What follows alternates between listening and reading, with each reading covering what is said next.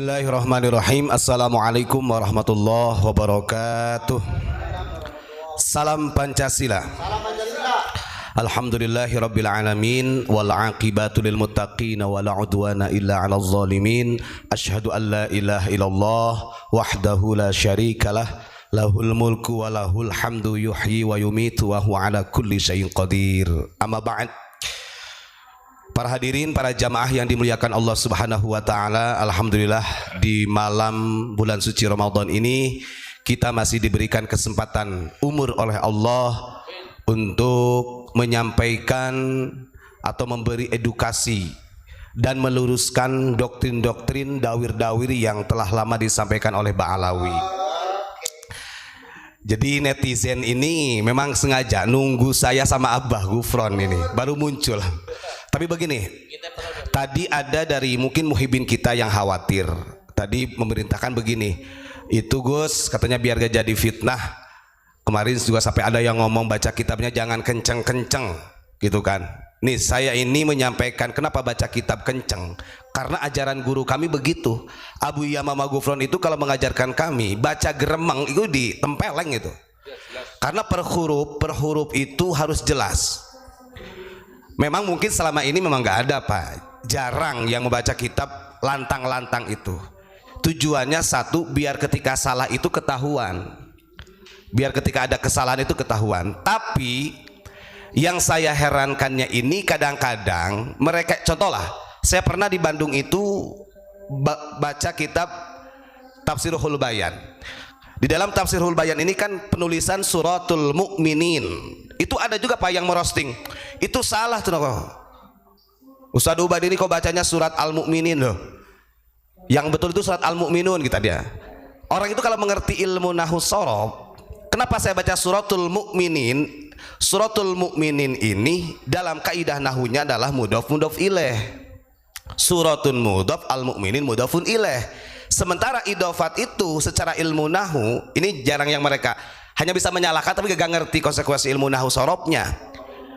Idofat itu adalah nisbatun taqidiyatun baina syai'aini taqtadi injiraran sanihima. Ketika ada dua kalimat yang digabungkan menjadi satu, maka yang keduanya wajib dibaca jer. Sementara al-mu'minun ketika jer ditandai dengan ya, suratul mu'minin bacanya. Itu saja masih disalahkan karena gak ngerti, kecuali kalau gak menggunakan kalimat mudhof, suratun dibuang baru al-mu'minun bacanya. Itu aja mereka menyalahkan. Nah saya pikir ini yang belajar nahwu shorof itu siapa begitu kan. Ya gak usah aneh gitu. Jangankan pangkatan saya, kiai-kiai kita yang sudah hebat aja masih disebut, contoh Kiai Imad macam dan lain sebagainya, itu bukan ahli kitab, gak pandai nahwu shorof. Begitu Pak. Ustadz Ubad, mereka menyalahkan itu karena terbiasa pegang tafsir atau terjemah yang dikeluarkan oleh Departemen RI. Nah, yang ingin saya tegaskan tadi yang komentar, jangan takut. Artinya justru mereka itu yang mengatakan kemudian bahwa narasi siakul kalam yang kita sampaikan salah fatal, menurut mereka itu pengkanteran dari mereka untuk membela sebagai muhibbin. Tapi nggak akan kami hiraukan. Tapi di situ artinya bisa membuktikan, oh berarti para santri yang ada di Nusantara hebat-hebat. Karena nggak ada dari kalangan mereka dari Ba'alawi yang berani mengkoreksi secara kaidah nahwu shorof. Contoh debat yang di Banten yang berani mengkoreksi secara fasoha itu ada Buya Qurtubi, orang kita. Walaupun pada akhirnya Buya Qurtubi juga salah dalam bacanya. Karena ilmu nahwu shorof begitu. Jadi gak usah khawatir. Tadi siapa yang intinya memberikan saran untuk lebih hati-hati. Kita membaca ini sesuai dengan siakul kalam, sesuai dengan redaksi. Kalau toh mereka itu menganggap itu salah, berarti ya karena ada pembelaan, itu saja sudah. Kalau saya sampai kapanpun kalau baca kitab, karena sudah dididik sama Abah Gufron seperti ini baca kitabnya. Andai kata baca kitab begini, Bismillahirrahmanirrahim, fa idza nufikha fis suri fala ansaba bainahum yauma idzu wa la yatasaalun. Artinya kita tidak yakin nih dengan narasi ini. Jangan takut. Urusan masalah fasohah, nahwu shorof dan lain sebagainya di pesantren itu diajarkan. Ketika Anda mengatakan ini bacanya begini, silahkan, tapi punya kaidah apa tidak? Dalam ilmu shorof itu ada takriri. Begitu. Ada ukuran sesuai dengan kaidah siyaqul kalam. Jadi jangan khawatir gitu ya untuk muhibin. Dan untuk para pemirsa juga jangan terlalu hiraukan, karena kalau mereka itu mencarinya adalah titik kelemahan. Apapun yang disampaikan walaupun itu benar tetap disalahkan gitu, karena nggak ada bahan. Harusnya ilmiah itu dilawan dengan ilmiah, harusnya begitu. Itu kalau gentle, orang yang berilmu begitu ya, jelas itu. Ya itu contoh yang sederhana kata saya pernah di Bandung mengatakan hadza kitab tafsir ruhil bayan, kemudian suratul mukminin, saya baca begitu Pak, itu aja ada yang mereaction. Nah ini Ustadz ini bacanya salah katanya, padahal surat al-mu'minun, nggak ada surat al-mu'minin itu, kan goblok.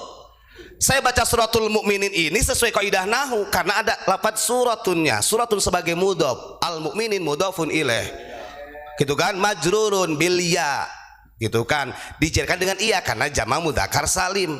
Kecuali suratunnya dibuang baru al-mu'minun. Itulah, dan ini saya kira mungkin banyak yang memang tidak mendalami hal itu. Ya saya wajar juga, biarin. Jadi gak usah heran kalau saya tetap baca kitab, saya lantangkan. Ngapain takut untuk menyampaikan kebenaran? Begitu. Silahkan mau direaksi seperti apa aja. Tapi sampai dini hari saya lihat yang mereaksi itu belum ada yang membantah secara ilmiah. Ya cuman wah ini mah Ustadz comberan paling begitu, ini mah cupu, apalagi terus apalagi lah bacanya salah semua dari berbagai sisi gitu aja. Ustadz Tubat, ketika cara membaca Ustadz Tubat itu dibantah yang salah lah atau apa, itu ada yang baca kitab dari kiri ke kanan kok mereka nggak berani mendawir ya. Wah itu muhibinnya ini kemana ini? Itu kalau dari kiri dari kanan bukan salah lagi itu mah yoga. Yang bener-bener ini apa ya, kalau dalam bahasa pesantrennya ini suul adab, ini kitab kok dibaca dari kiri ke kanan. Bukan seperti tadi, kalau tadi masih masuk akal Ustadz Tubat, nggak ada surat Al-Mu'minin, yang ada surat Al-Mu'minun, pakai referensi yaitu Al-Quran terjemah yang dikeluarkan Departemen Agama Republik Indonesia. Tapi kalau baca kitab dari kiri ke kanan, ini referensinya siapa? Saya nggak tahu sampai hari ini Ustadz, barangkali ada. Ya gitu ya. Jadi untuk para muhibin jangan khawatir kita yang di sini itu di roasting oleh mereka, kemudian Abu Ya di roasting, Pak Mujib juga, gak usah khawatir. Wong yang merosting itu masih orang Indonesia, makanya kita nggak tanggapi, karena tujuan kita bukan mereka. Kita ini mengkanter. Ketika ada dawir-dawir doktrin dari Ba'alawi yang salah, kita salahkan, kita luruskan, gak usah dihiraukan, karena belum tentu mereka itu berani menyampaikan baca kitab secara lantang di media loh. Media ini loh universal dunia. Santai aja. Nih saya akan membantah salah satu dawir doktrin dari Habib juga. Ini nanti saya referensikan dengan kitab. Lebih kencang lagi saya bacanya nanti. Pahami baik-baik. Mereka para habaib, mereka adalah alasan yang membawa daripada kedamaian. Adanya para habaib yang membuat Allah memberikan keamanan kepada seluruh penduduk alam semesta. Adanya para habaib ini saudara, untung kita ada habaib di kampung kita, di negeri kita, di negara kita. Dengan adanya para habaib membawa keamanan kepada seluruh penduduk alam semesta. Sehingga Al-Habib Muhammad bin Adros Al-Habsyi, seorang wali min auliaillah di kota Surabaya, kutub, presidennya kutub, rajanya kutub di zaman beliau. Anda tahu, beliau kalau diundang sama orang, Habib saya pengen ngundang acara di kampung saya, oh gitu iya. Nah ini dawir juga, ini doktrin, perlu kita bantah. Dia menyampaikan begini, adanya para habaib di Indonesia, di dunia, ini bentuk di mana Allah memberikan keamanan. Artinya keamanannya alam semesta ini diamanahkan kepada Habib, gitu kan? Satu itu. Dan ini dibuktikan oleh salah satu Habib yang rajanya wali kutub yang ada di Surabaya. Percaya enggak? Prank mereka itu menggunakan wali kutub ya begitu. Nih, andai kata Habib ini menyampaikan kalau zuriyah Rasul atau ahlul bait yang suci, beliau adalah pemberi keamanan di muka bumi, betul. Saya tidak akan menyalahkan. Tapi kalau mengatakan bahwa habaib yang ada di Indonesia, di dunia ini menjadi pelantara Allah memberikan keamanan, salah fatal. Saya bantah, sejak kapan dong istilah Habib di Indonesia di abad 19? Oh, salawatnya mereka baca kok. Ahlul baitil mustafa tuhuri hum amanul ardi fadzakiri. Ahlul baitnya Rasul di situ at-tuhur. Ahlul baitil mustafa tuhur. Ingat-ingat at-tuhur. Keluarga Nabi, ahlul bait Nabi yang terpilih dan yang suci. Loh, itu aja ada kalimat penguat. Yang suci di dalam kaidah nahunya ini ada idofat. Yang menjadi keamanan muka bumi ini adalah zuriyah Rasul yang suci, ahlul bait Nabi yang terpilih yang memang disucikan oleh Allah Subhanahu wa taala. Ini merasa dirinya paling suci bisa jadi sehingga mengatakan bahwa keamanan Allah ini telah dilimpahkan kepada para habaib. Maka kita harus bersyukur di Indonesia banyak para habaib. Mana tsunami tetap terjadi, demo-demo di mana-mana tetap terjadi, justru yang mempelopori demo dari para habaib. Apakah itu bentuk keamanan di muka bumi? Kan begitu. Ini salah nalar. Kalau ahlul baitil mustafa tuhuri hum amanul ardi fadzakiri, betul. Kita orang NU, kita bermadhab Syafi'i. Karena itu dinarasikan dalam hadis Nabi. Ahlul bait Nabi yang suci yang terpilih itulah hum amanul ardi, sebagai pemberi keamanan di muka bumi. Betul, bukan Habib. Kalau seperti itu penyampaiannya, berarti ini memang grand design. Mereka mengambil istilah habaib yang langsung diistimbatkan dengan dzurriyyah Nabi. Walaupun sampai dini hari masih menjadi problem, kan kita nggak tahu. Jangan begitu menyampaikan ke umat. Sampaikan sesuai dengan narasi hadis, sampaikan dengan sesuai maqalah ulama. Wahai hadirin, begini sampai kita ajari nih. Yang menjadi keamanan muka bumi ini adalah dzurriyyah Rasul, ahlul bait yang suci yang terpilih oleh Allah. Itu baru betul. Bukan dengan teriak habaib yang memberi keamanan, wasilah pelantara keamanan dari Allah. Itu salah total. Coba siapa yang mau membela, mau membenarkan kalimat itu? Kan begitu, Ustadz. Nah, terus Mereka ketika Ustadz itu ngegas, sebenarnya otaknya itu sudah voltasenya menjelang konslet. Yang diinginkan oleh para muhibbin ini itu golongannya cerita-cerita yang khurafat, seperti yang ditokohkan oleh mereka. Kalian tahu ndak, pada perang 10 November itu ada pasukan yang pakai baju putih, kuda putih yang ikut berperang.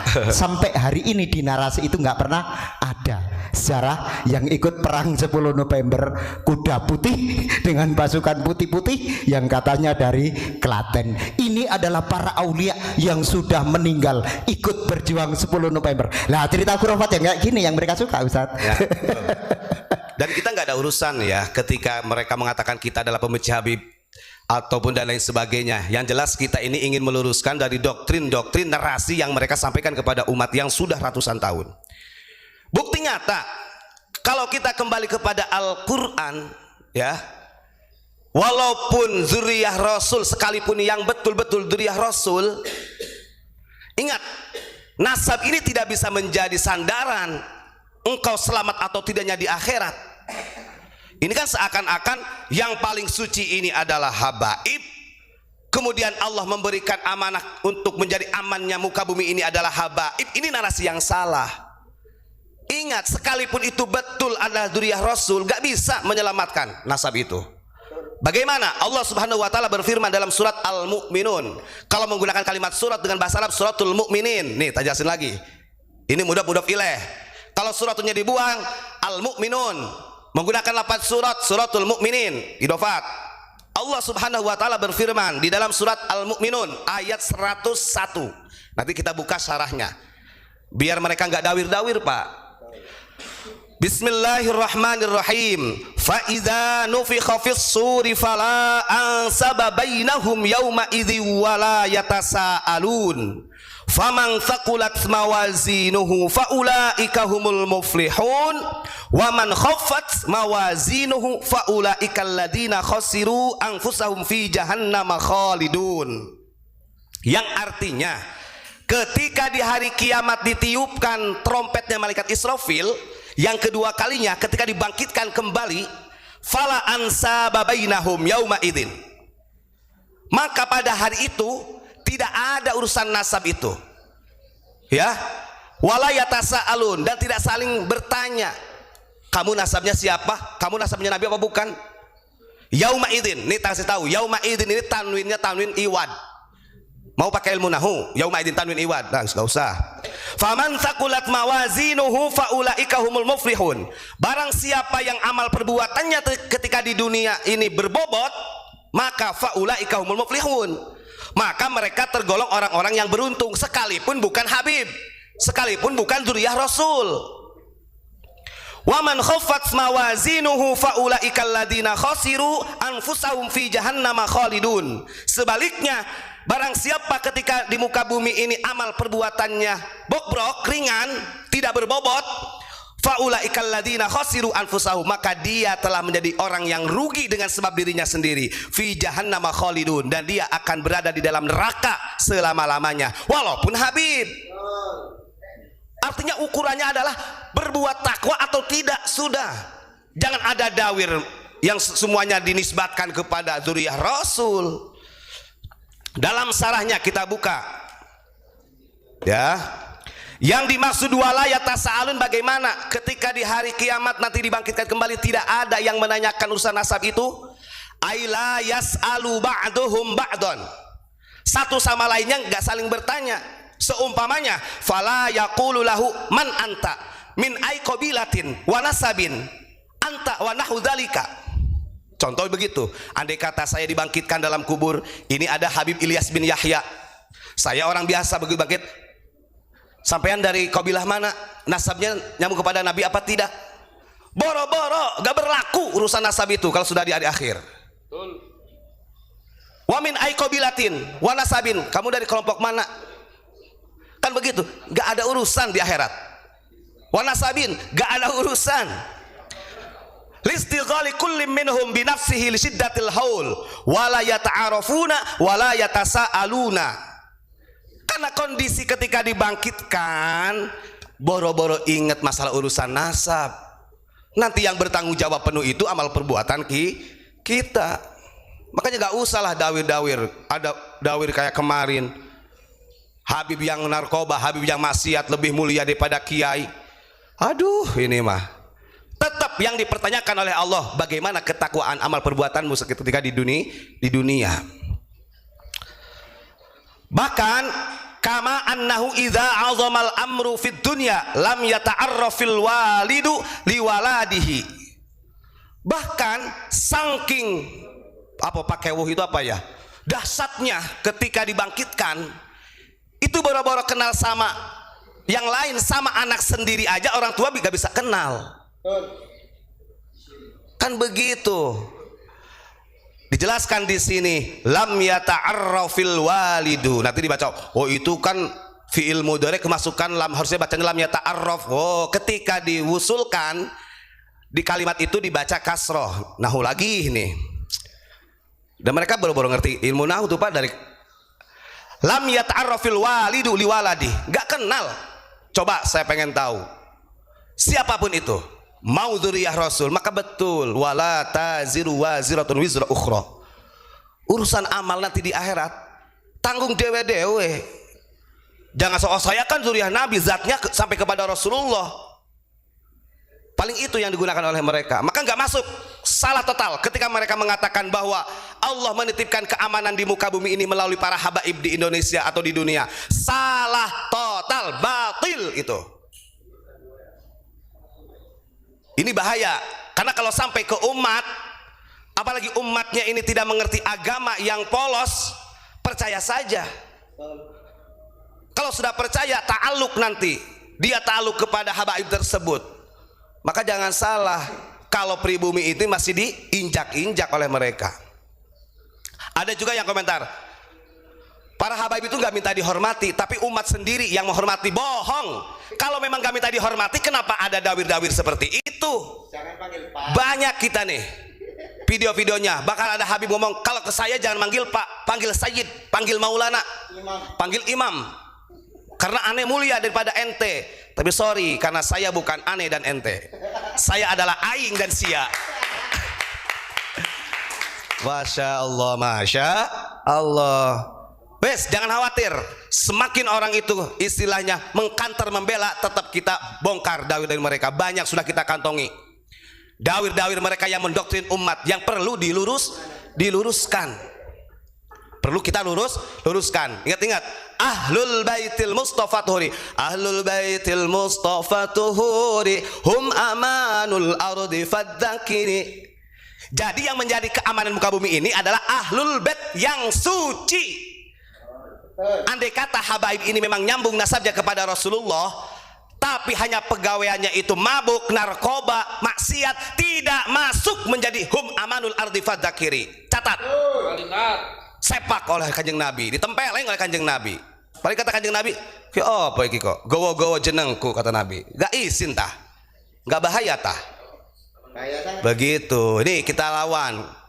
Karena mereka ini mendoktrinnya seperti itu. Coba kalau disampaikan oleh Habib tersebut, yang menjadi keamanan di muka bumi adalah Ahlul Bait dzurriyyah Nabi yang suci, itu betul. Ini kan enggak. Mereka mencondongkan, memunculkan ke publik bahwa habaib, klan mereka dari Ba'alawi yang menjadi keamanan di bumi. Nah ini istighfar ini maksudnya. Astagfirullahaladzim. Terima kasih. Itu saja yang saya sampaikan. Assalamualaikum warahmatullahi wabarakatuh.